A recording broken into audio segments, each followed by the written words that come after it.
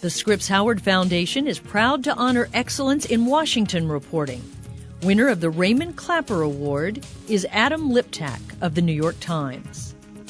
The very nature of its name separates the U.S. Supreme Court from public scrutiny.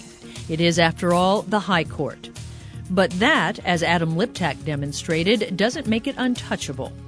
When the court's first 5 years under Chief Justice John Roberts came to a close last June, Liptak used the milestone and his experience as a Yale-educated attorney and two-term Supreme Court correspondent to pull back the curtain on this powerful institution.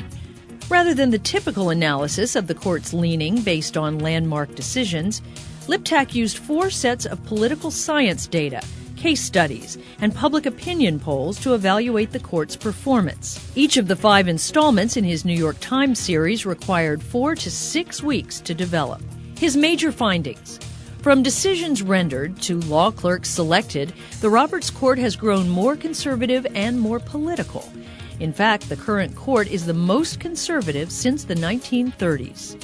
When the justices returned for their next session, it was apparent they'd read Liptak's work. Chief Justice Roberts and Justice Elena Kagan selected law clerks from the other political party. And when questioned, Justice Antonin Scalia agreed with Liptak's criticism of the court's vague decisions, which leads to another conclusion. The High Court is not untouchable after all. It's a very good explanatory reporting, also breaking some news in some of these pieces as well. Took a complex subject, presented a lot of interesting facts, but in a way that you just found yourself going right through it. He was not only smart and analytical, he also produced a great body of detailed reporting.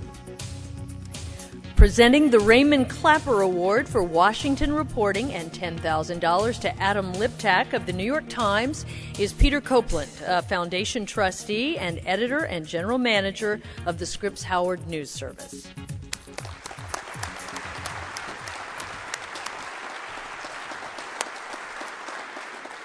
Well, it's just thrilling to be here, and not just because this is such a privilege and an honor to win this award, but just to see what we've sat through tonight. I think you'll agree with me that the vigor and vibrancy, whatever kind of economic pressure the press may be under, the quality of the journalism that we saw tonight is just extraordinary. And to be with my peers tonight is a special honor. I used to be an in-house lawyer at the New York Times Company before I was a Supreme Court reporter. And one of my favorite clients was the Sarasota Herald-Tribune, and so it's a special treat for me to be able to share an award evening with them.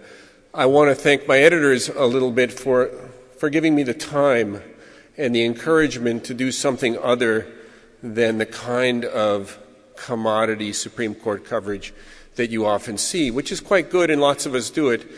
You know, yesterday the court granted cert, yesterday the court heard arguments, yesterday the court had a decision.